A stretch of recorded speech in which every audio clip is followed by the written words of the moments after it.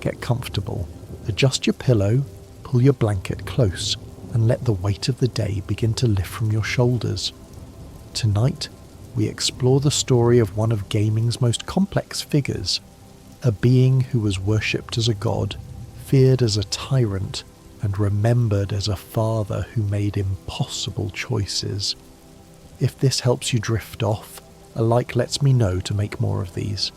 And if you want, leave a comment telling me where you're listening from tonight.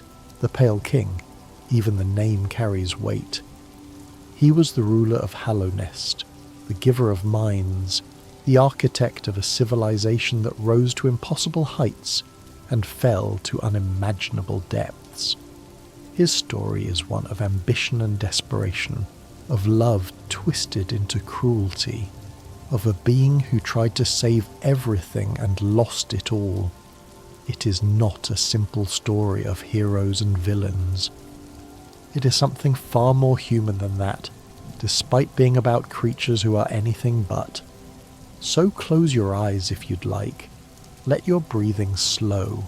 The kingdom of Hallownest waits below, and its king has a story to tell. Before we can understand the Pale King, we must understand what he was. Not who, but what. Because the Pale King was not always the small crowned figure that ruled from the White Palace. He was something else entirely, something vast and ancient and almost incomprehensible. He was a worm. The worms were higher beings, entities of immense power that existed on a scale beyond mortal understanding. They were not gods in the traditional sense, not beings that demanded worship or granted prayers. They were forces of nature given form, creatures so large and so old that they seemed more like features of the landscape than living things. A worm could stretch for miles, its body coiling through the earth like a river of flesh and light. The Pale King was one of these beings. Before he took his current form, before he built his kingdom, before he gave consciousness to the bugs of the underground, he existed as something enormous and unknowable. He travelled through the world in ways we cannot imagine, following paths that only worms could perceive, existing on a timeline that made mortal lives seem like the blink of an eye.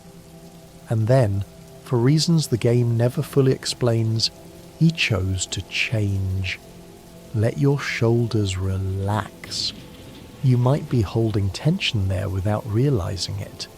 Let it go now. The story will wait for you. The transformation of a worm into a smaller form was unprecedented. Higher beings did not typically diminish themselves. They did not give up power willingly. They did not choose to become less than what they were. But the Pale King did exactly that.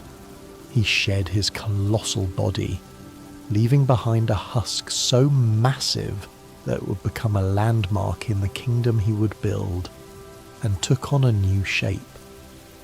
The cast-off shell, as it is called in the game, lies in the kingdom's edge, a testament to what the Pale King once was.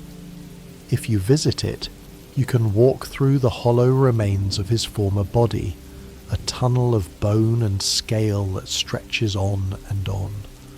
The shell is so large that it has become part of the geography, a feature of the landscape rather than the remains of a living thing. This is what the Pale King gave up. This is what he chose to leave behind. Why did he do it? The game offers hints but no definitive answers. Perhaps he saw something in the bugs of the underground, some potential that called to him. Perhaps he was tired of existing as a worm, tired of the endless wandering, tired of being so vast that nothing could truly touch him. Perhaps he simply wanted to create something, to build rather than merely exist. Whatever his reasons, the transformation was complete. The worm became the king, the vast became the small, and something new began to stir in the darkness beneath the world. The bugs of the underground lived in a state that we might call instinctual harmony. They did not think as we understand thinking. They did not dream individual dreams or hold personal memories. They existed in a kind of collective consciousness, bound together by the light of an ancient god called the Radiance. The Radiance was a moth deity, a being of pure brilliance whose light touched every mind in her domain. Under her glow, the bugs shared awareness like drops of water sharing an ocean. There was no loneliness because there was no separation. There was no fear of death because individual death meant nothing when you were part of something eternal. The bugs lived. They died. They were reborn into the same endless light. It was not happiness as we understand it. It was not freedom, but it was peace of a kind. The Pale King offered something different. He offered minds. Your breathing is slowing now. Good. Let it find its own rhythm, easy and natural, like waves on a distant shore. The gift of consciousness was not forced upon the bugs. It was offered, and most of them accepted eagerly. The Pale King's light was different from the Radiance's. Where she offered unity, he offered individuality. Where she provided belonging, he provided awareness. His light did not bind minds together.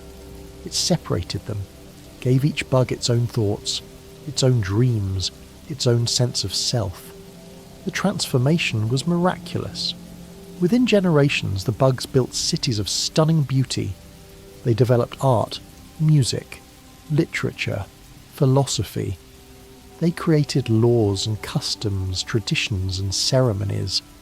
They built the kingdom of Hallownest, a civilization that would become legendary even among the higher beings.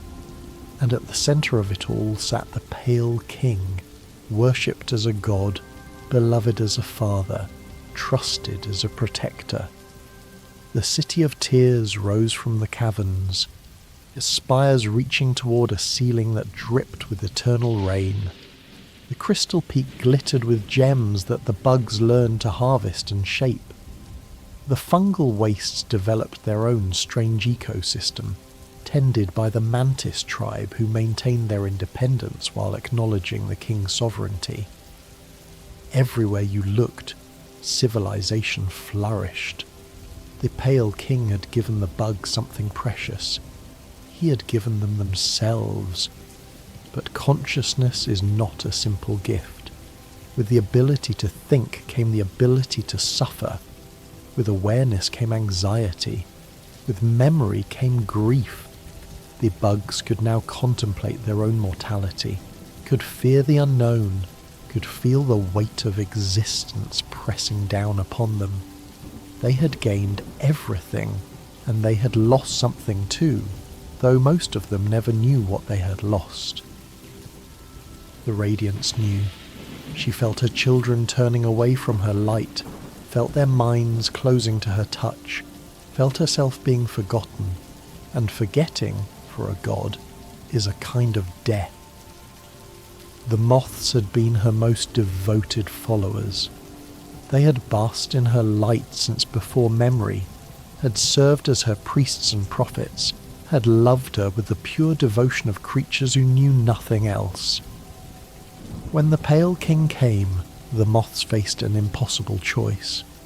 They could cling to their old god and remain in the fading light, or they could accept the new gift and join the glittering kingdom rising around them. Most of them chose the Pale King. They accepted consciousness, gained individual minds, and in doing so, they forgot the Radiance entirely. Not slowly, not partially, but completely. The Pale King did not merely offer an alternative to the old god. He suppressed all knowledge of her existence, buried her so deeply in the collective unconscious that even the moths who had worshipped her for eons could not recall her name. He believed a forgotten god would simply fade away. He was catastrophically wrong. Let that thought settle for a moment. We are approaching the heart of the tragedy now, and it deserves space to breathe. The radiance did not fade. She festered. Trapped in the dreams of creatures who no longer remembered her, she seethed with a fury that grew stronger with each passing year. She had given these bugs everything: unity, peace, belonging, and they had abandoned her for a newcomer's promises. They had not just left her, they had erased her. They had made her nothing. When she finally broke free, her vengeance was terrible. The infection began in dreams.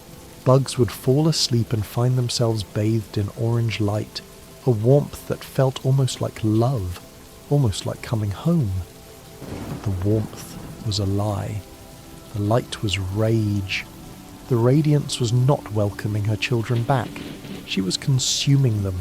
Those touched by the infection lost themselves. Their eyes turned orange, glowing with the radiance's fury. Their minds emptied of everything except her will. They became husks, puppets, bodies animated by a god's hatred. They attacked their friends, their families, anyone who had not yet been claimed. The infection spread through dreams, through the collective unconscious that the bugs still shared despite their individual minds. No one was safe. No one could hide. The Pale King watched his beautiful kingdom begin to crumble.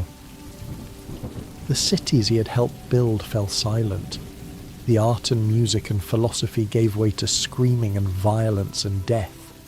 Everything he had created, everything he had given his subjects was being destroyed by a god he had thought defeated. He needed a solution, and in his desperation he conceived of the most terrible idea in Hallownest's history. Your body is growing heavier now. That is good. Let the weight anchor you. Let it press you gently into rest. The logic was elegant in its cruelty. The radiance spread through minds, through dreams, through consciousness itself. She could infect any being capable of thought, because thought gave her something to grab onto, something to corrupt. But what if there was a being without thought? What if you could create something so empty, so hollow, that there was nothing inside for the infection to touch? The Pale King was a god of light and knowledge, but he had studied the void. He knew of the darkness that pooled in the deepest places of the world, the primordial emptiness that existed before light, before thought, before anything. The void was the opposite of the radiance in every way. Where she was Blaze's brilliance, it was absolute darkness. Where she was overwhelming presence, it was perfect absence. If he could shape the void into a vessel, a container without contents, he could trap the radiance inside it.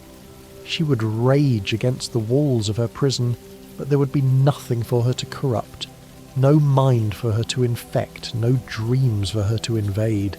She would be sealed away forever, and Hallownest would be saved.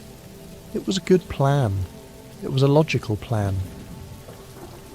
It was a plan that required the Pale King to create children for the sole purpose of testing whether they were empty enough to be useful, and discarding them when they failed.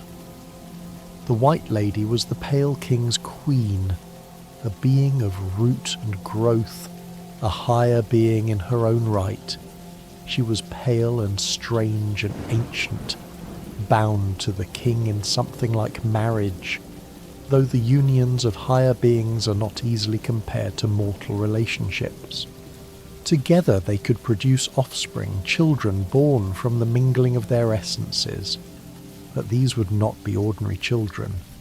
They would be born into the void itself, shaped by the darkness, given forms of shadow and emptiness. They would be vessels, containers designed to hold nothing, beings created with the specific intention of lacking everything that makes a person a person. Deep beneath Hallownest, Deeper than the crystal mines, deeper than the fungal wastes, deeper than anywhere the light of the Pale King had ever touched, there lies the abyss.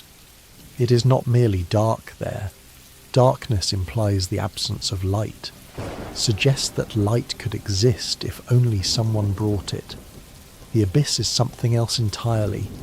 It is void given geography, emptiness made manifest, a place where the very concept of illumination seems foreign and unwelcome. This is where the Pale King and the White Lady came to create their children. The Pale King and the White Lady did not create one child. They did not create 10 or 100 or even 1,000. They created multitudes. The exact number is unknown, but the evidence suggests tens of thousands, perhaps more. Each one was born into the abyss, given a small body of void stuff, fitted with a pale mask that served as a face. Each one was tested against a single impossible criterion. Was it truly hollow? No mind to think, no will to break, no voice to cry suffering. These were the requirements. The vessel had to be absolutely empty, completely devoid of consciousness, perfectly hollow. Any sign of inner life, a flicker of desire, a hint of fear, a moment of hope meant failure, and failure meant death. Let your mind drift now. You do not need to hold on to every detail. The story will be here when you wake.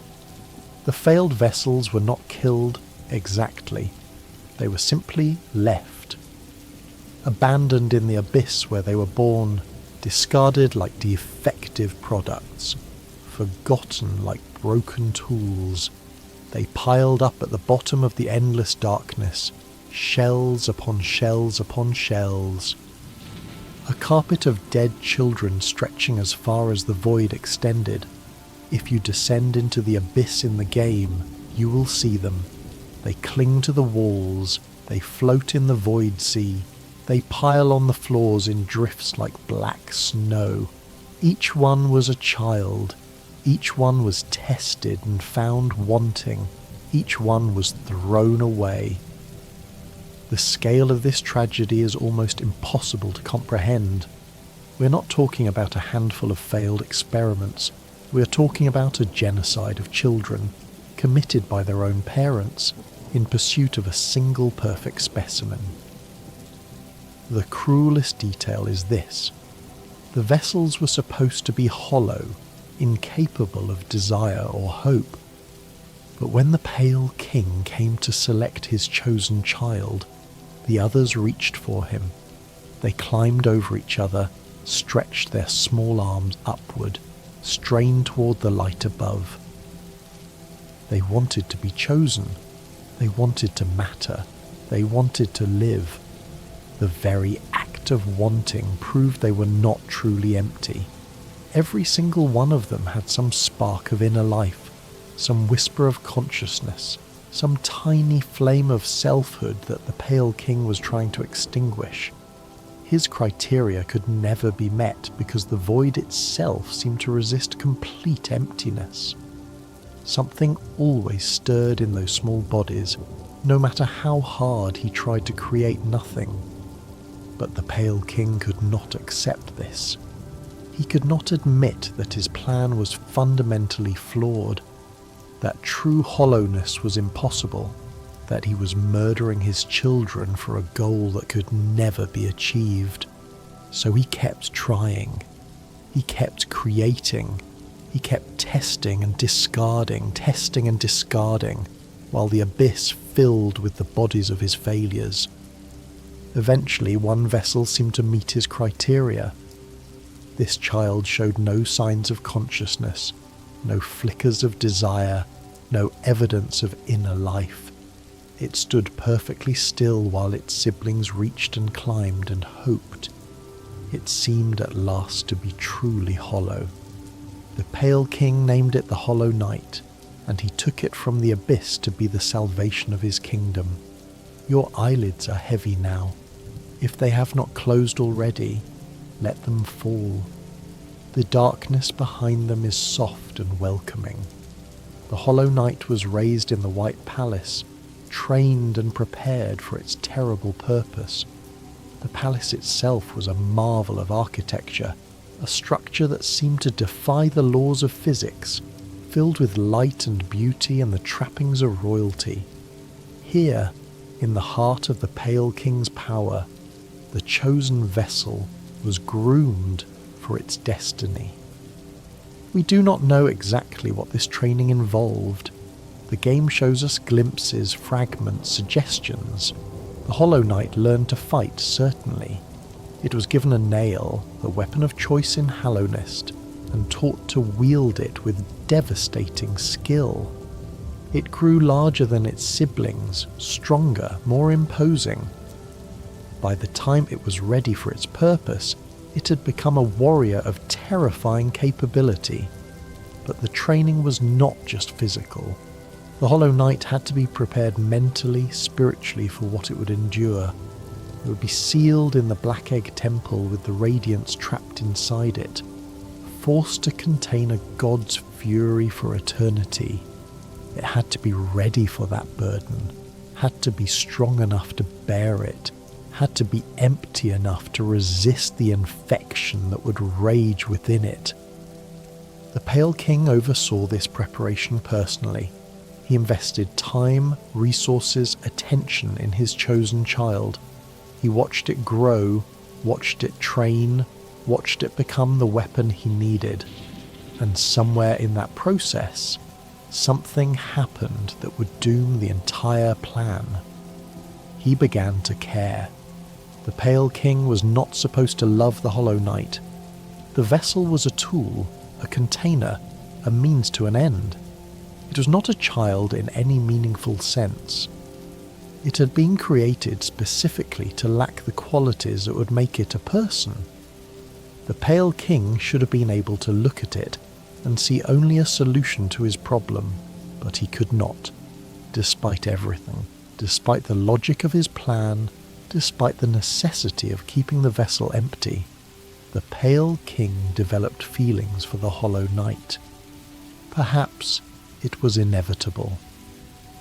He had spent so much time with this creature, had invested so much in its development, had watched it grow from a small void thing into a powerful warrior.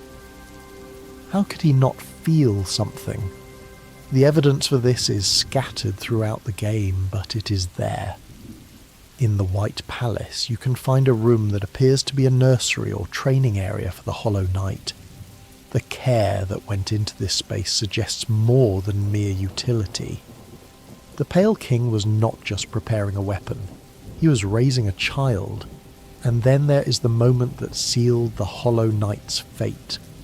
Breathe in slowly, hold it for a moment, now let it go, and let your body sink deeper into rest. As the Pale King led the Hollow Knight out of the abyss, away from its countless siblings, toward the destiny that awaited it, the child looked back.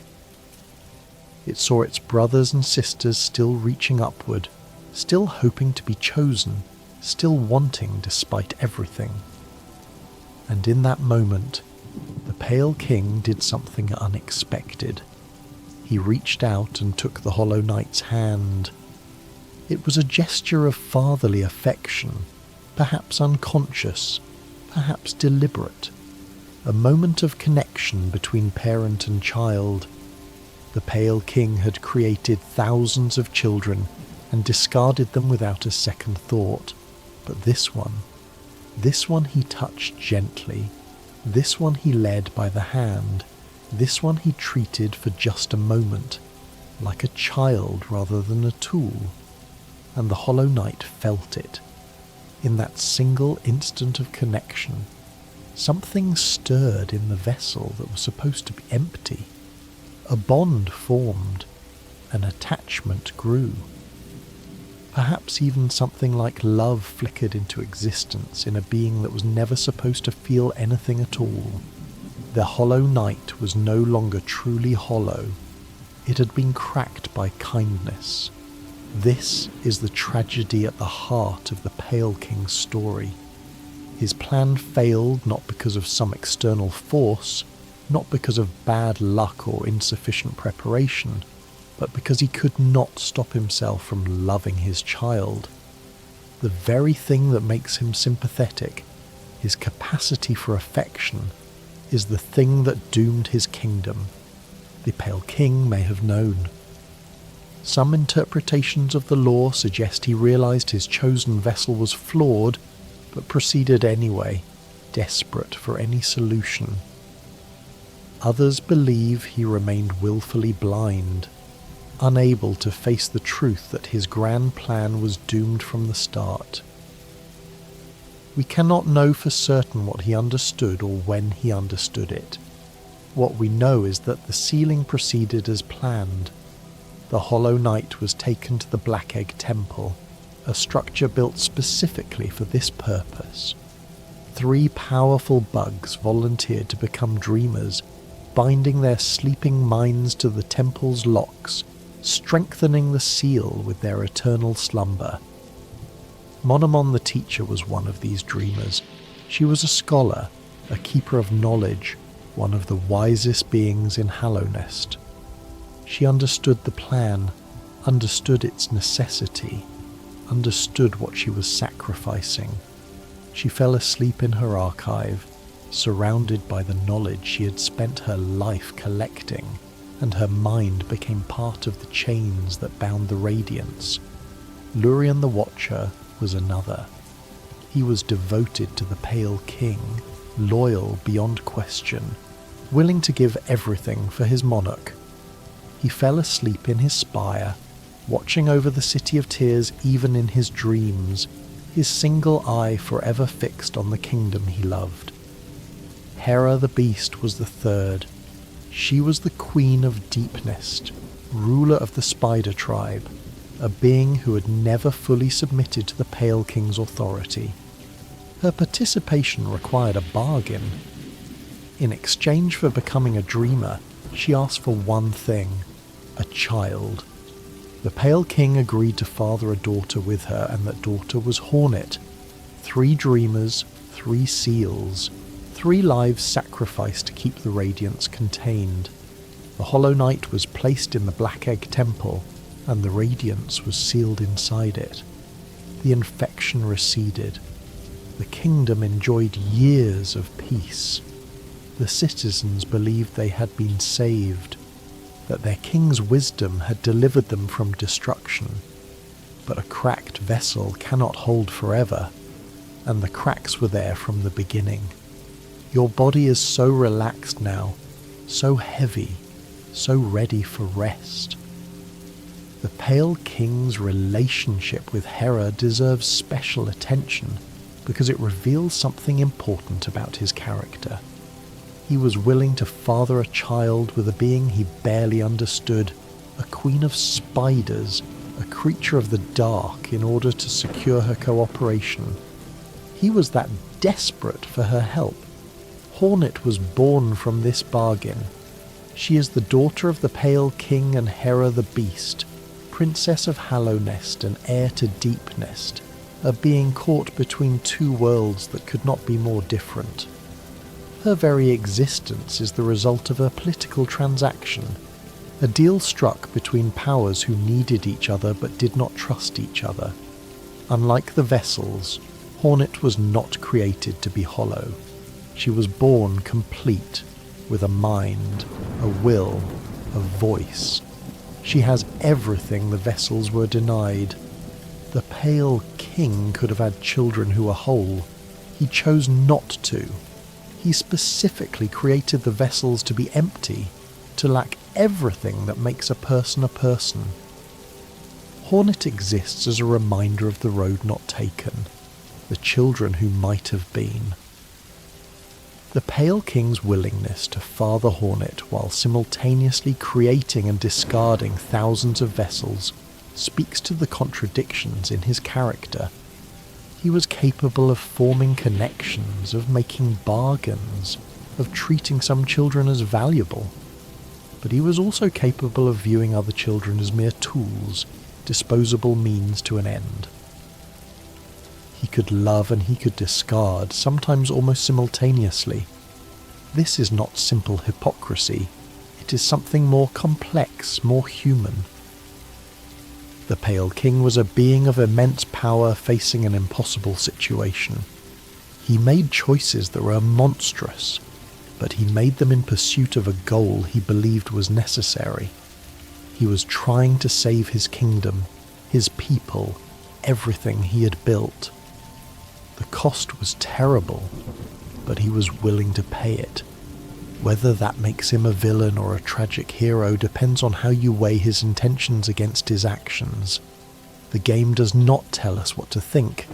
It simply shows us what he did and lets us draw our own conclusions. Let that complexity settle into your mind. You do not need to resolve it tonight. Some questions are meant to be carried, not answered. The White Palace is one of the most challenging areas in the game, and it reveals much about the Pale King's state of mind in his final days. The palace exists in a dream realm, accessible only through the king's corpse in the palace grounds.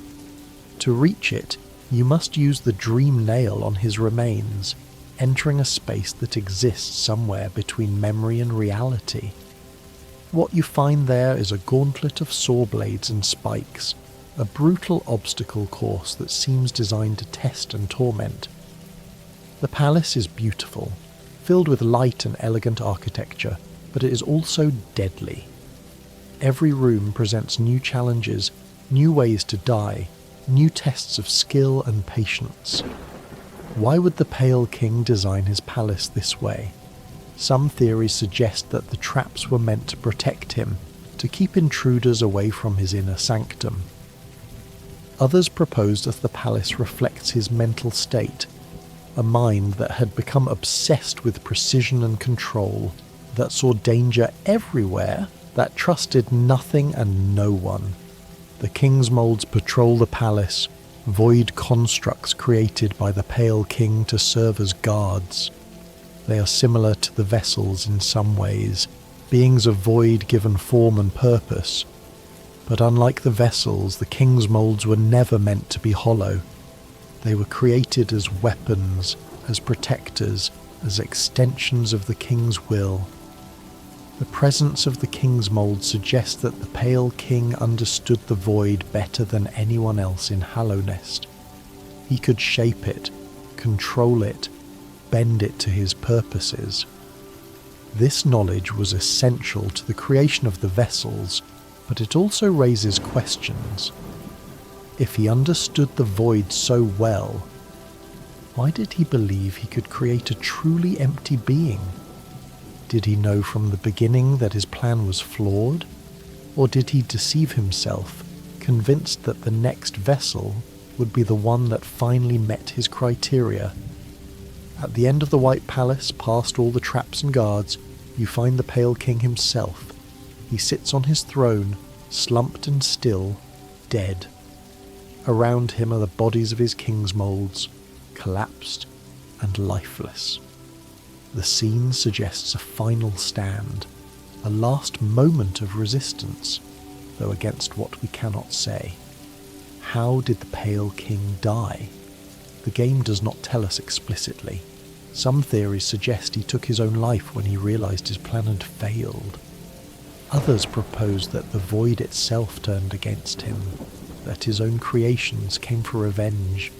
Still others believe he simply faded, his light dimming as his kingdom crumbled until there was nothing left. Whatever the cause, the Pale King's end was lonely and pathetic, a far cry from the godlike figure his subjects worshipped. He created a kingdom, gave consciousness to countless bugs, fathered thousands of children, and sacrificed most of them for a plan that did not work. In the end, he died alone, unmourned, his body left to rot in a dream. Your eyelids are so heavy. Let them stay closed. The Pale King's story continues, but you can listen without watching, without holding on too tightly. The Path of Pain is a secret area within the White Palace, even more challenging than the palace itself. It is hidden behind a breakable wall, accessible only to those who know where to look. The Path of Pain is considered one of the most difficult challenges in the entire game, a gauntlet of precision platforming that has broken countless players. But at the end of the Path of Pain, there is a reward, a memory, a glimpse into the past that reveals something crucial about the Pale King and the Hollow Knight. In this memory, you see the Pale King and the Hollow Knight together. The king is training his chosen child, watching it, guiding it. And then, in a moment of tenderness, he reaches out. The scene is brief, fragmentary, but its meaning is clear. The Pale King loved the Hollow Knight. Despite everything, despite the necessity of keeping the vessel empty, he could not help but form a bond with his child. This memory confirms what the rest of the game suggests. The Hollow Knight was not truly hollow because the Pale King could not treat it as a mere tool. His love, his care, his attention, all of these things gave the vessel something to feel, something to hold on to, something that would eventually become a crack in its emptiness. The Path of Pain is aptly named. It is painful to traverse, yes, but it is also painful in what it reveals. The Pale King's greatest weakness was his capacity for love. The thing that makes him sympathetic is the thing that doomed his kingdom. He could not be the cold, calculating god that his plan required. He was too human in the end, despite being anything but. This is the tragedy of the Pale King. He was not a monster, not really. He was a being who faced an impossible situation and made terrible choices in pursuit of a goal he believed was necessary. He loved his kingdom, loved his people, loved at least one of his children, and that love in the end was not enough to save anyone. Breathe slowly. Let the weight of this story settle around you like a blanket. You are safe. You are comfortable. The Pale King's choices are not yours to make. The Pale King's influence extended far beyond the White Palace. He shaped every aspect of Hallownest, from its architecture to its culture to its very way of thinking. The bugs who accepted his gift of consciousness did not just gain minds. They gained a particular kind of mind, one that was oriented toward order, hierarchy, civilization. The City of Tears is perhaps the greatest monument to the Pale King's vision. This vast underground metropolis was built in a cavern where water constantly drips from above, creating an eternal rain that gives the city its name. The architecture is elegant and imposing, filled with spires and bridges and grand public spaces. It was designed to inspire awe, to remind the citizens of their king's power and benevolence. The Pale King did not build the City of Tears with his own hands, of course. He provided the vision, the guidance, the light that made such construction possible. The bugs themselves did the work, driven by the consciousness he'd given them, motivated by the desire to create something beautiful and lasting. The city is a collaboration between God and mortal, a testament to what the bugs could achieve when given the tools to think and dream. But the City of Tears also reveals the darker side of the Pale King's influence. The city is stratified, divided into districts that reflect social hierarchies. The wealthy and powerful lived in grand estates, while the workers and servants occupied humbler quarters. The Pale King's gift of consciousness came with the gift of inequality, of ambition, of the desire to rise above others. This is not necessarily the Pale King's fault. Consciousness naturally leads to comparison, to competition, to the recognition that some have more than others. But the Pale King did nothing to prevent these inequalities from developing. He was content to rule from above, to be worshipped as a god, to let his subjects organize themselves as they saw fit. He gave them minds, but not guidance on how to use them fairly. The Soul Sanctum is another example of the Pale King's complicated legacy. This institution was dedicated to the study of soul, the energy that animates all living things in Hallownest. The scholars of the Soul Sanctum believed they could use soul to achieve immortality, to transcend the limitations of mortal existence, to become something more than what they were. The Pale King did not create the Soul Sanctum, but he allowed it to exist. He permitted his subjects to pursue knowledge that would ultimately prove dangerous, to conduct experiments that crossed ethical lines, to sacrifice others in pursuit of their goals. The Soul Sanctum became a place of horror, where bugs were drained of their essence to fuel the scholars' ambitions. When the infection came, the Soul Sanctum fell quickly.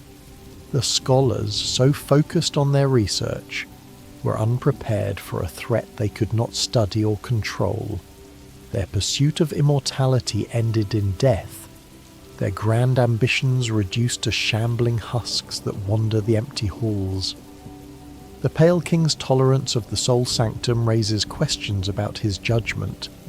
Did he not see the danger in what the scholars were doing? Did he not care? Or did he believe that the pursuit of knowledge was worth any cost, that the bugs should be free to explore even the darkest corners of existence? We cannot know for certain. The Pale King is not available for questioning. But the Soul Sanctum stands as evidence that his rule was not entirely benevolent, that his gift of consciousness came with risks he either did not foresee or chose to ignore. Let your thoughts drift now. You do not need to judge the Pale King tonight. His story is complicated, and complicated stories deserve time to settle.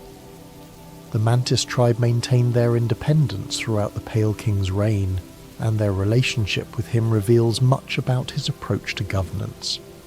The Mantises were fierce warriors, proud and territorial, unwilling to submit to any authority they did not respect. When the Pale King offered them consciousness, they accepted, but they did not accept his rule. The Pale King could have forced the issue. He was a higher being, vastly more powerful than any mantis. He could have crushed their resistance, demanded their submission, made them kneel before him as the other bugs did. But he chose not to. Instead, he negotiated, bargained, reached an agreement that allowed the mantises to maintain their autonomy while still being part of Hallownest in some loose sense. This suggests that the Pale King was not simply a tyrant. He was capable of compromise, of recognizing the value of diversity, of allowing others to exist on their own terms. The mantises respected strength, and the Pale King earned their respect not by dominating them, but by treating them as equals. The Mantis Lords, the rulers of the tribe, guard the entrance to Deepnest. They stand as a barrier between the civilized parts of Hallownest and the wild darkness below.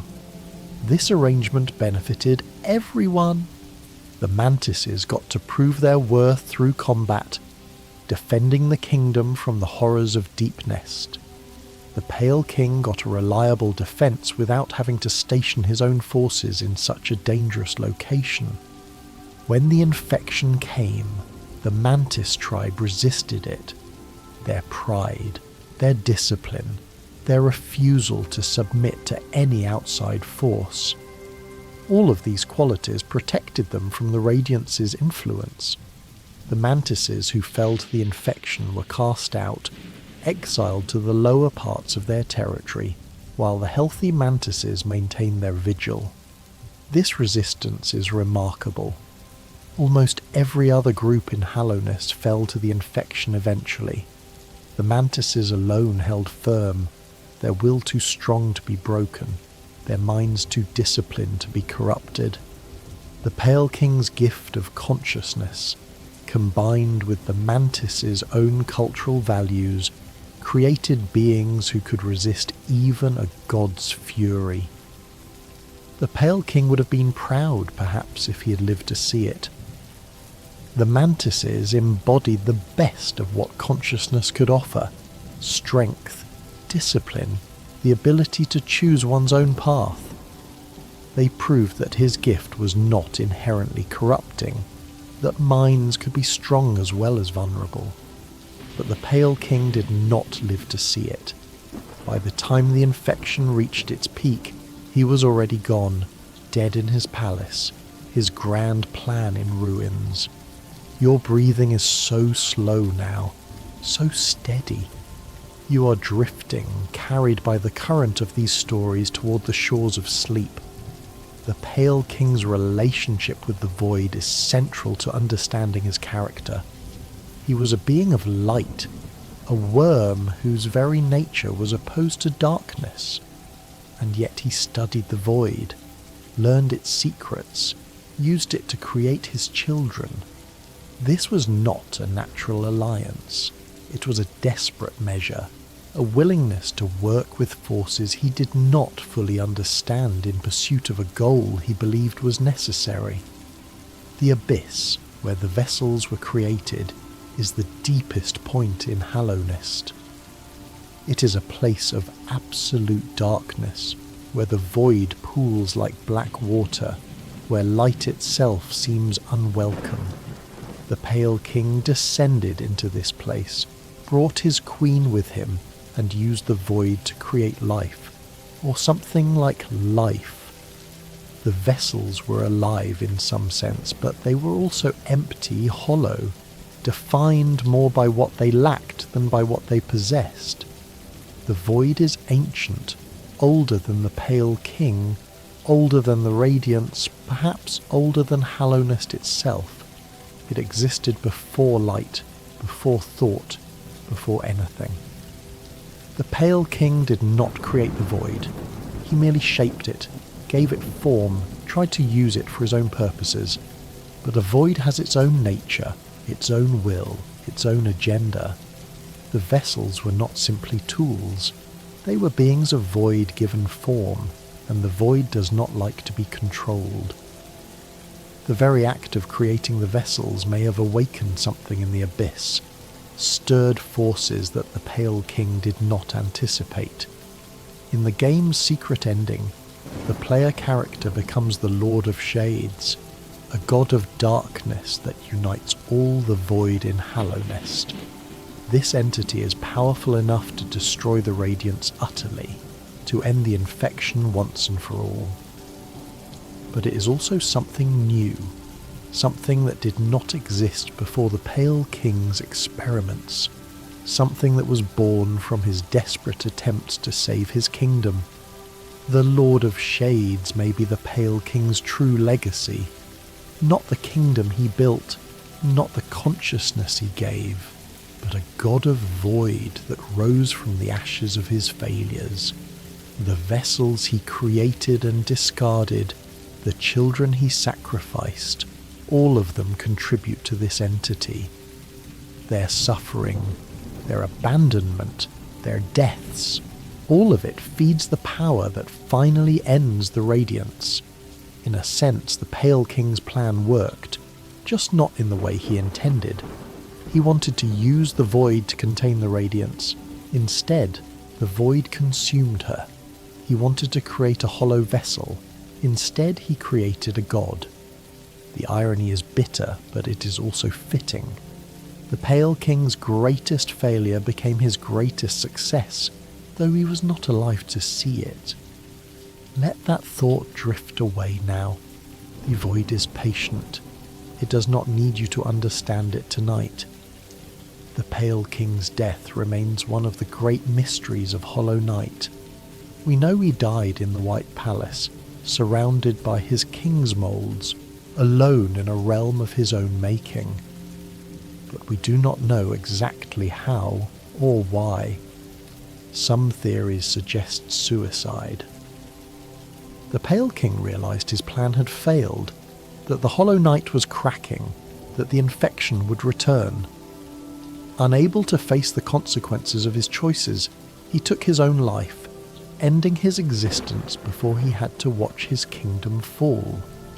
This theory has some support. The Pale King was a being of immense pride, a god who had built a civilization from nothing. Watching that civilization crumble, knowing that he was responsible, might have been more than he could bear. Death might have seemed preferable to witnessing the destruction of everything he had created. Other theories suggest that the void turned against him. The Pale King had used the void to create the vessels, had shaped it and controlled it for his own purposes. But the void does not like to be controlled. Perhaps it rose up against him. Perhaps the spirits of his discarded children came for revenge. Perhaps the very forces he had manipulated finally broke free. This theory also has support. The king's moulds around the Pale King's body are collapsed, lifeless, as if they failed to protect him from some threat. If the void turned against him, his own creations would have been useless. They were made of void themselves. They could not fight their own nature. Still, other theories suggest that the Pale King simply faded. Higher beings are sustained by worship, by belief, by the attention of those who follow them. As Hallownest fell, as the citizens died or became infected, as the kingdom crumbled, the Pale King's power would have diminished. Perhaps he simply ran out of the energy needed to exist, his light dimming until there was nothing left. This theory is perhaps the saddest. It suggests that the Pale King did not choose to die, did not fall in battle, did not even have the dignity of a dramatic end. He simply faded away, forgotten by the people he had tried to save, abandoned by the kingdom he had built. We may never know the truth. The game does not tell us, and the Pale King is not available to explain. His death, like so much of his story, remains ambiguous, open to interpretation, a mystery that each player must resolve for themselves. Your body is so heavy now. Your thoughts are slowing, becoming softer, less urgent. The Pale King's death is a distant thing, a story from long ago, nothing that requires your attention tonight. The Pale King left behind more than a kingdom. He left behind ideas, institutions, ways of thinking that persisted long after his death. The bugs of Hallownest continued to worship him even as their world fell apart. They built shrines in his honour, maintained rituals in his name, clung to the belief that their king would somehow save them. This faith was misplaced, of course. The Pale King was dead, unable to help anyone. But the persistence of belief speaks to the impact he had on his subjects. He had given them consciousness, had shaped their very way of thinking, had become so central to their identity, they could not imagine existence without him. The soul totems scattered throughout Hallownest are one example of his lasting influence. These structures allow the player to refill their soul, the energy used for spells and healing. They are remnants of the Pale King's civilization, tools created to help his subjects harness the power within them. The stagways are another example. This network of tunnels, maintained by the stag beetles, allowed rapid travel throughout Hallownest. The Pale King did not create the stagways, but he supported them, recognized their value, integrated them into his kingdom's infrastructure. Even after his death, the stagways continue to function, a testament to the systems he helped build. The Pale King's influence is everywhere in Hallownest, even in places that seem to have nothing to do with him.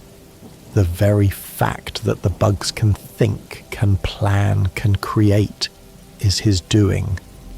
Every building, every tool, every piece of art is a product of the consciousness he gave them. His gift persists even as his kingdom crumbles.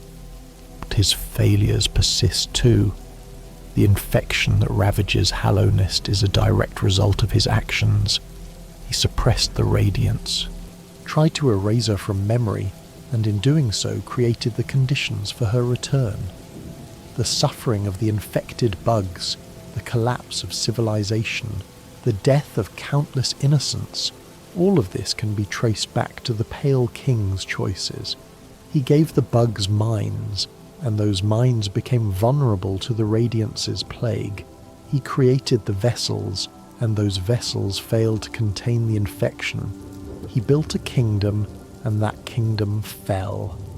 His legacy is mixed, a combination of great achievements and terrible failures, of gifts that became curses, of solutions that created new problems. This is the nature of the Pale King story. He was not simply good or evil, not simply a hero or a villain. He was a being who tried to do something impossible and failed, who made choices that were both necessary and monstrous, who loved and destroyed in equal measure. Let that complexity rest in your mind. You do not need to resolve it. Some stories are meant to be carried, not concluded. The White Lady deserves special attention in any discussion of the Pale King, because she was his partner in everything, including the creation of the vessels. She was a higher being in her own right, a creature of root and growth, pale and strange and ancient. Her power was different from the Pale King's, oriented toward life and fertility rather than light and consciousness, but it was no less significant. The White Lady bound herself to the Pale King in something like marriage, though the unions of higher beings are not easily compared to mortal relationships. Together they ruled Hallownest, she from the Queen's Gardens and he from the White Palace. They were partners, collaborators, co-creators of the kingdom and its people. When the infection came, when the Pale King conceived his plan to create the vessels, the White Lady agreed to participate. She bore the children, gave them form, helped bring them into existence. Without her, the vessels could not have been created. She was essential to the process, complicit in every death. When you find her in the Queen's Gardens, she has bound herself with her own roots, unable or unwilling to move. She speaks of the vessels with profound sadness, calls them her spawn, acknowledges them as her children while also distancing herself from them. Her isolation is self-imposed penance. She knows the horror of what she and the Pale King did, the thousands of lives sacrificed for a plan that ultimately failed. The White Lady's guilt is genuine, but guilt is not the same as atonement. She helped create the vessels, helped discard them, helped doom her own children. Now she waits, alone, while the consequences of her choices play out around her. She could leave the Queen's Gardens, could try to rebuild or help the survivors of Hallownest. Instead, she stays rooted in place, surrounded by the overgrown remnants of her garden, waiting for an end that may never come. Her relationship with the Pale King was clearly deep and meaningful. She speaks of him with a mixture of love and sorrow, acknowledging his flaws while still honouring his memory. She does not blame him for the tragedy of the vessels, does not try to shift responsibility onto him alone. She accepts her share of the guilt, carries it with her, lets it weigh her down. The White Lady's fate is perhaps sadder than the Pale King's. He died, escaped the consequences of his choices, does not have to witness the ongoing suffering of his kingdom. She lives, trapped by her own guilt, unable to move forward, unable to let go. She is a monument to grief, a living reminder of what was lost. When she gives you the other half of the king's old charm, she is passing on a piece of her bond with the Pale King. The King Soul represents their union, their shared power, their collaboration in both creation and destruction. By giving it to you, she is acknowledging you as their child, accepting you as part of their legacy, perhaps hoping that you can succeed where the Hollow Knight failed. The White Lady's blessing is bittersweet. She wants you to save Hallownest, to end the infection, to redeem the sacrifices that were made. But she also knows that you are a vessel, one of the children she helped create and discard. She's asking you to clean up the mess she helped make, to bear a burden that should never have been yours. This is the nature of the Pale King's legacy. It falls on others, on the survivors, on the children who were supposed to be hollow, but turned out to be something more. The Pale King is gone, but his choices persist. His failures continue to cause suffering. His plan continues to demand sacrifices. Your breathing is so slow now, so steady, so peaceful. The White Lady waits in her garden, but you do not need to visit her tonight. The Hollow Knight itself is the most direct product of the Pale King's plan, and its fate reveals the ultimate failure of everything he tried to do. This was the chosen vessel, the one that seemed to meet the impossible criteria, the child that was supposed to save the kingdom. The Hollow Knight was raised in the White Palace, trained for its purpose, prepared to contain the radiance for eternity. It grew large and powerful, became a warrior of terrifying skill, seemed ready to bear the burden that had been placed upon it. But it was not truly hollow. The Pale King's love, his care, his moment of connection when he took the Hollow Knight's hand, all of these things gave the vessel something to feel. And that feeling, that tiny crack in its emptiness, gave the radiance something to work with. The sealing proceeded anyway. The Hollow Knight was placed in the Black Egg Temple. The radiance was trapped inside it. The dreamers bound their minds to the locks. For a time, it worked. The infection receded. The kingdom enjoyed years of peace. But inside the Black Egg Temple, the Hollow Knight fought a constant battle. The radiance raged within it, trying to break free, trying to spread her infection once more. And the Hollow Knight resisted, alone, in agony, for longer than most bugs have been alive. The crack widened. The radiance found the weakness and exploited it. Slowly, patiently, over years and decades and perhaps centuries, she widened the gap. She whispered into the space where emptiness should have been. She fed on the Hollow Knight's hidden capacity for feeling, used it as a foothold, turned it into a doorway. By the time the game begins, the infection is leaking from the Hollow Knight's body. Orange light seeps through cracks in its shell. The seal is failing, and there is nothing anyone can do to stop it. When you finally face the Hollow Knight in the Black Egg Temple, you see what the Pale King's plan has wrought. This was once a child, raised with care, trained with attention, loved despite everything. Now it is a broken thing, corrupted by the very infection it was supposed to contain, fighting against you with desperate fury. The Hollow Knight does not want to fight you. In the middle of the battle, it turns its nail on itself, stabbing its own body, trying to end its suffering. It has been in agony for so long, trapped with a god's fury raging inside it, unable to die, unable to escape.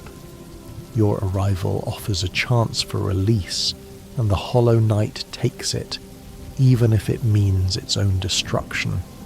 This is the Pale King's legacy made manifest. A child created to be empty, filled instead with pain. A plan designed to save the kingdom that only prolonged its suffering. A sacrifice meant to be eternal that was always doomed to fail. The Hollow Knight's fate is the Pale King's fault. Not entirely, perhaps. The Radiance bears responsibility too, as does the infection itself. But the Pale King created the conditions for this tragedy. He made the choices that led here. He bears the weight of what his child became. Let that weight settle somewhere outside yourself. You do not need to carry it. The Hollow Knight's suffering is not yours to bear. The player character in Hollow Knight is also a vessel, another child of the Pale King and the White Lady. You were one of the thousands born in the abyss, tested against impossible criteria, and found wanting. You were left behind to die with your siblings while the Hollow Knight was chosen in your place. But somehow you survived. Somehow you climbed out of the abyss, escaped Hallownest entirely, and wandered in the world beyond. The game begins with your return, drawn back to the kingdom of your birth by forces you do not understand. Your journey through Hallownest is a homecoming, though you have no memories of this place. You explore the ruins of a kingdom that fell because of your family's choices. You encounter the consequences of your father's desperation, your mother's complicity, your siblings' failure. And at the end you face choices that will determine the fate of everyone who remains. The Pale King never knew you. He discarded you along with thousands of others, never gave you a second thought, never imagined that you might survive. You were nothing to him, a failed experiment, a defective product. And yet here you are, exploring his kingdom, uncovering his secrets, potentially succeeding where his chosen child failed. There is something poetic about this. The Pale King invested everything in the Hollow Knight, poured his attention and care into a single vessel, and that vessel failed. Meanwhile, one of the discarded children, one of the failures, one of the nothing beings left to die in the abyss, turns out to be the one who might actually save the kingdom. The Pale King's criteria were wrong. He was looking for emptiness, for hollowness, for the absence of everything that makes a person a person. But what Hallownest needed was not emptiness. It needed determination, resilience, the will to keep going despite everything. These are qualities that the Pale King tried to eliminate, qualities that he saw as flaws rather than strengths. You have these qualities. You survived the abyss, escaped Hallownest, returned when you were called. You fight through the ruins of your father's kingdom, face the horrors he created, confront the consequences of his choices. You're not hollow, you're something more. This is the final irony of the Pale King's story. He created thousands of children in pursuit of perfect emptiness, and the one who might actually save his kingdom is the one who refused to be empty. His plan failed not because he didn't try hard enough, but because his fundamental assumptions were wrong. Your eyes are closed now. Your body is still. Your mind is drifting, carried by these stories toward the peace of sleep. The game offers several endings, each with different implications for the Pale King's legacy. In the basic ending, you defeat the Hollow Knight and take its place as the vessel containing the Radiance. The cycle continues. You're sealed in the Black Egg, the infection is temporarily contained, and Hallownest gets a brief respite. But this ending solves nothing. You're not truly hollow either. Eventually you will crack, the infection will return, and another vessel will be needed. This ending represents the Pale King's plan working as intended, but only temporarily. The cycle of sacrifice continues, each vessel buying time but never solving the underlying problem. The radiance remains, the infection remains, the suffering continues. The Pale King's solution was never a solution at all. It was just a delay. In another ending, you absorb the Hollow Knight and face the radiance directly in the dream realm. With the help of Hornet, who holds the Hollow Knight's body open, you enter the source of the infection and fight the god herself. If you win, the radiance is destroyed, the infection ends, and Hallownest is saved. But this ending comes at a cost. You are consumed by the void, becoming part of the darkness that pools in the abyss. The Hollow Knight dies, finally released from its suffering. Hornet is trapped in the Black Egg Temple, sealed inside with the remnants of the battle. The kingdom is saved, but the saviors are lost. This ending represents a partial success. The Pale King's plan did not work, but something else did. The void, which he tried to use as a container, instead became a weapon. The radiance was not sealed away. She was destroyed. The infection ended not through containment but through annihilation. In the secret ending, available only to those who complete certain requirements, you become the Lord of Shades. This entity unites all the void in Hallownest, including the spirits of your dead siblings, into a single being of immense power. As the Lord of Shades, you do not just defeat the radiance, you consume her utterly, dragging her into the void and destroying her forever. This ending is the most complete victory. The radiance is gone, truly gone, unable to return. The infection ends permanently. Hallownest has a chance to recover, to rebuild, to become something new. But consider what this ending means.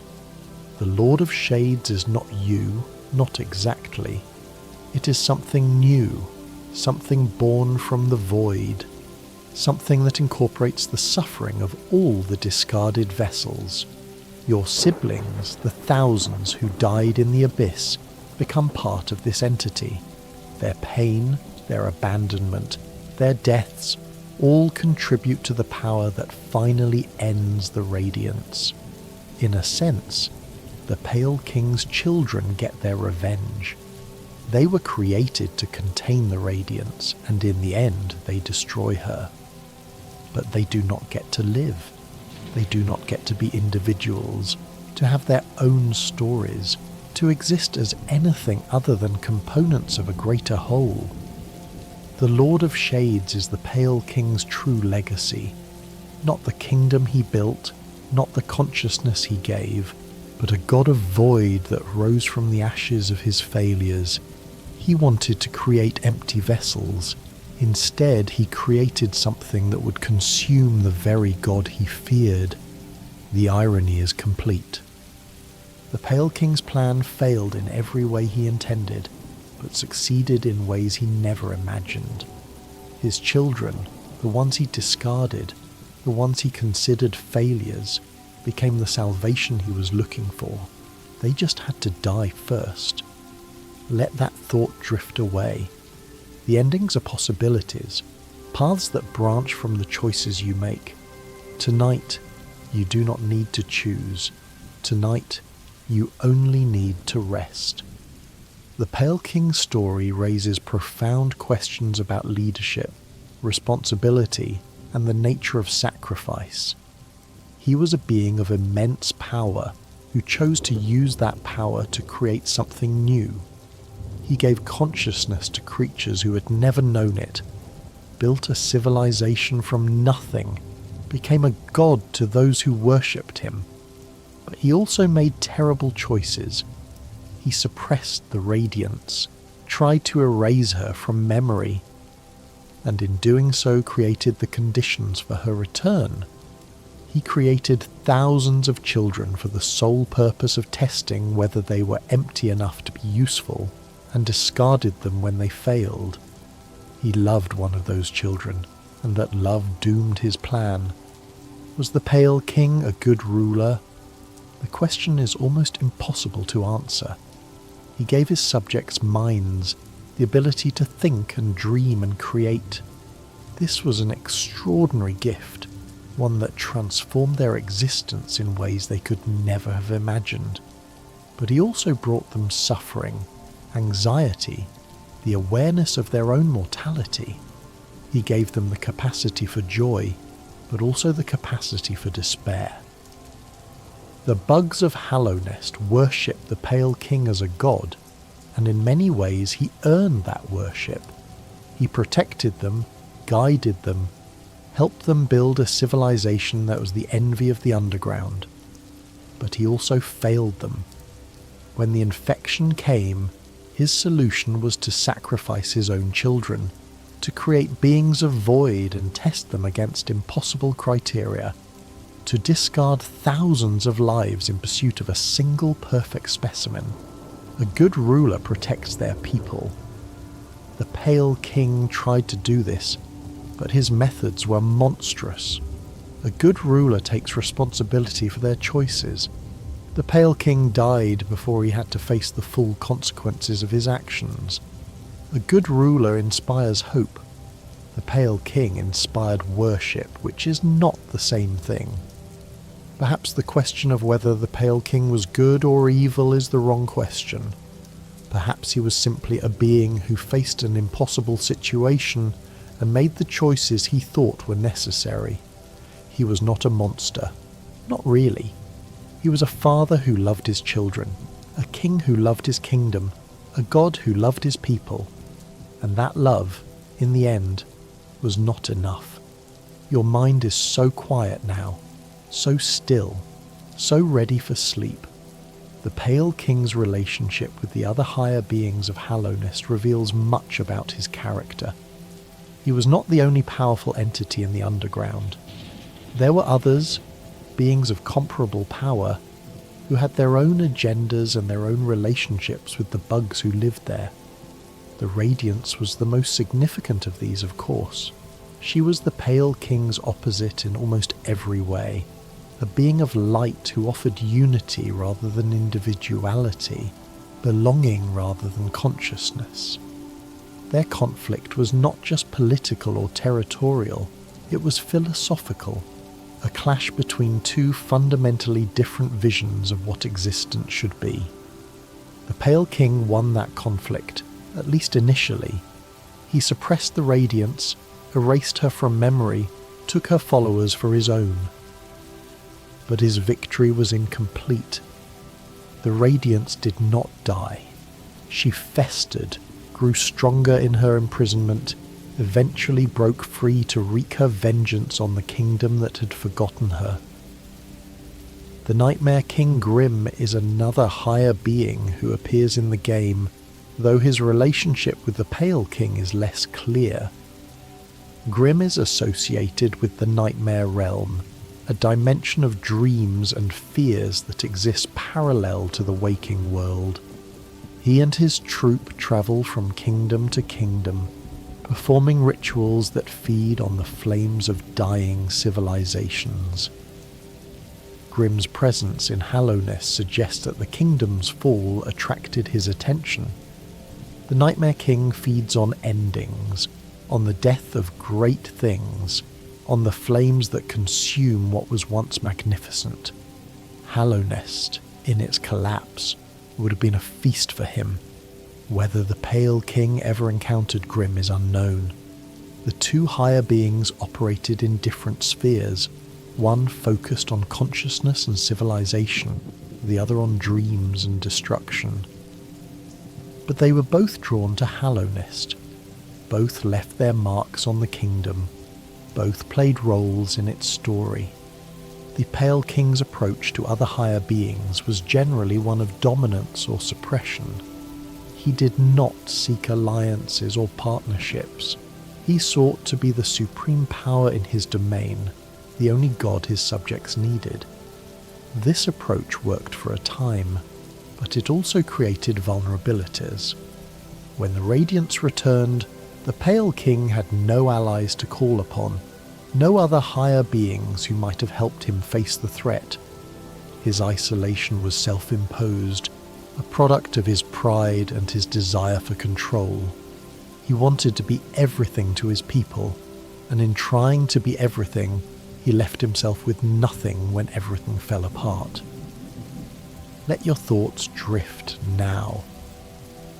The higher beings and their conflicts are distant things, stories from another time, nothing that requires your attention tonight. The Pale King's influence on the physical structure of Hallownest cannot be overstated.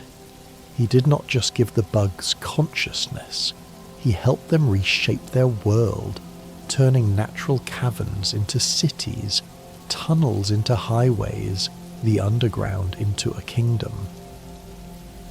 The architecture of Hallownest reflects the Pale King's aesthetic sensibilities. The buildings are elegant, symmetrical, designed to inspire awe. The City of Tears, with its eternal rain and towering spires, is perhaps the greatest example of this style. But you can see his influence everywhere, in the grand halls of the Soul Sanctum, in the ordered tunnels of the crossroads, in the careful construction of the stagways. The Pale King valued order, precision, control.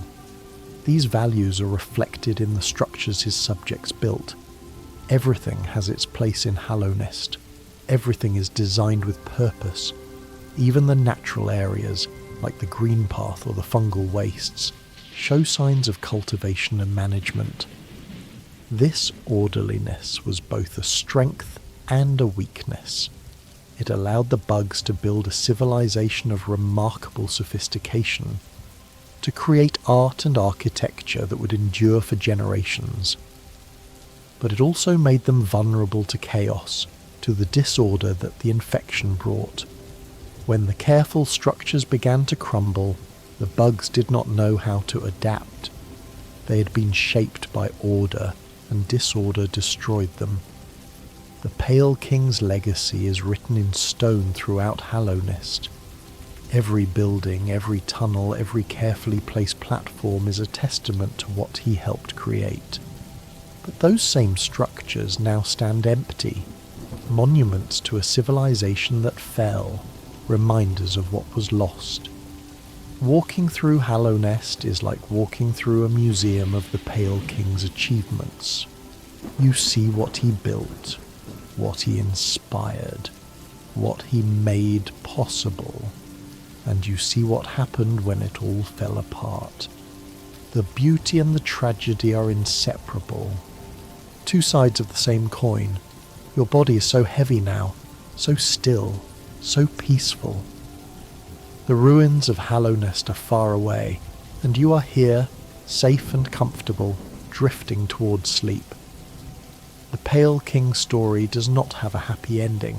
He died alone in his palace, his plan in ruins, his kingdom falling apart around him.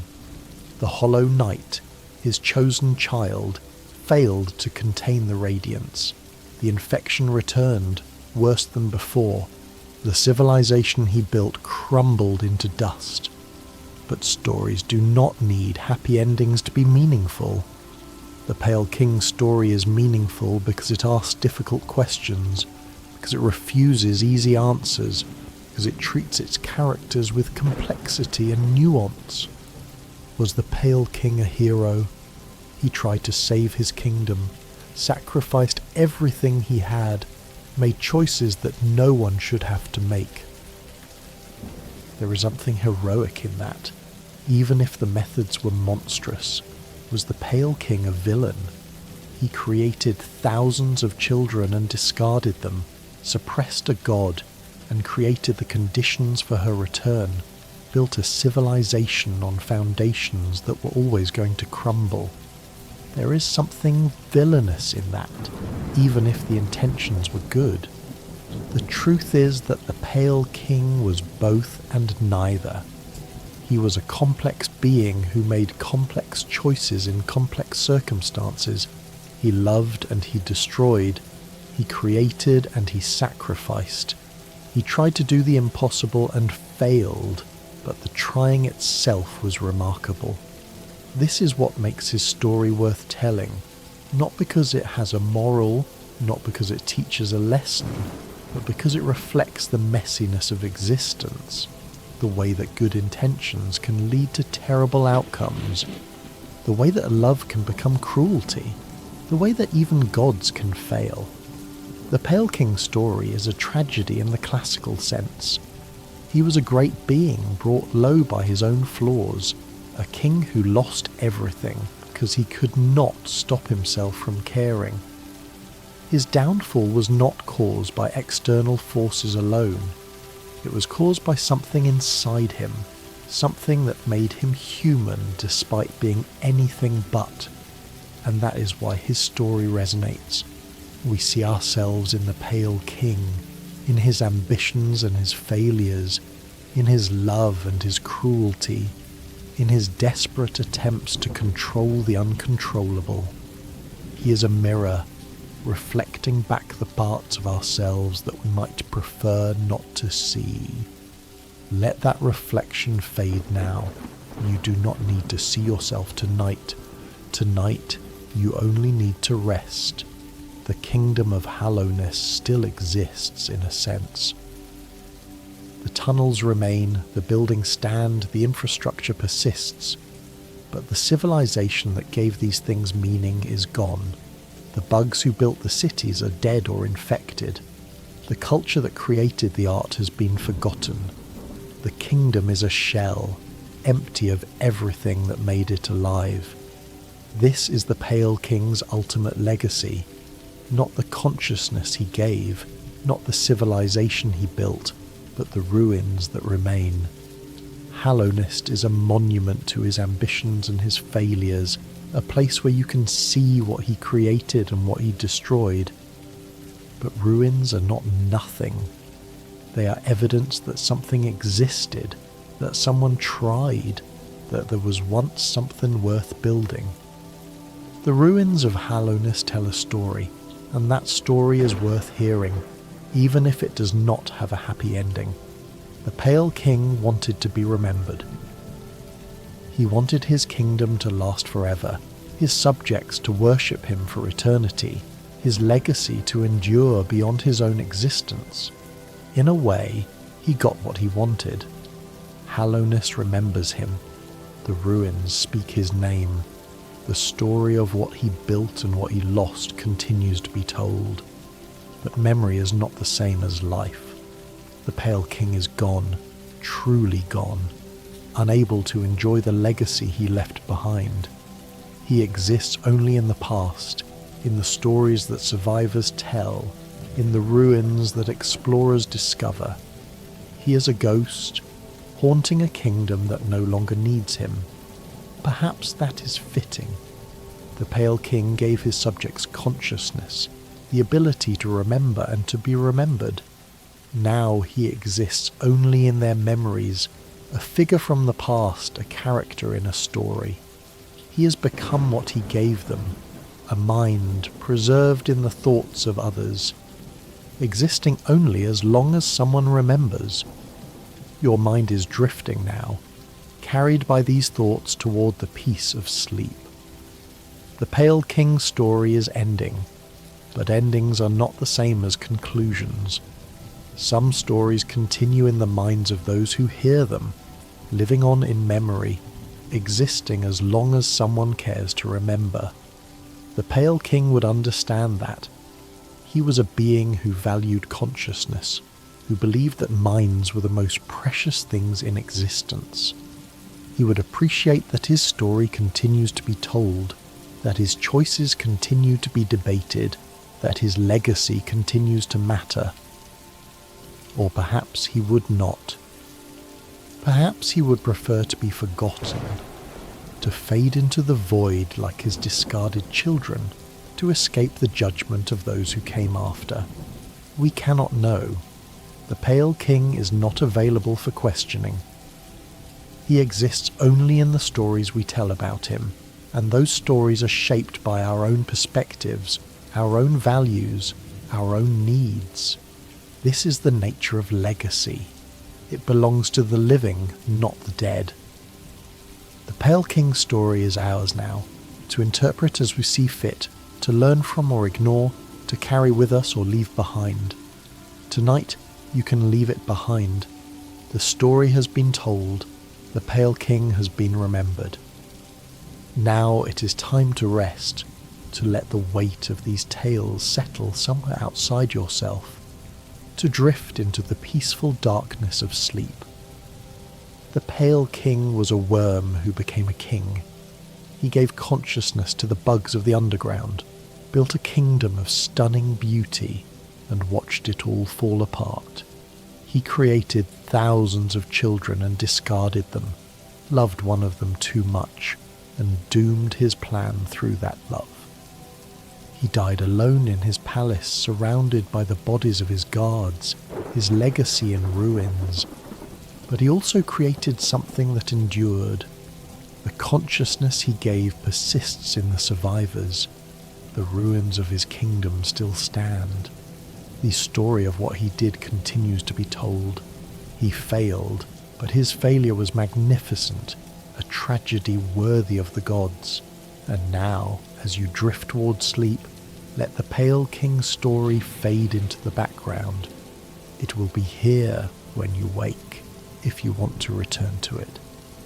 But for now, there is only the darkness, soft and welcoming, and the peace that comes with letting go. The Pale King understood the void. He studied it, shaped it, tried to use it for his own purposes. But the void is patient. It does not demand attention.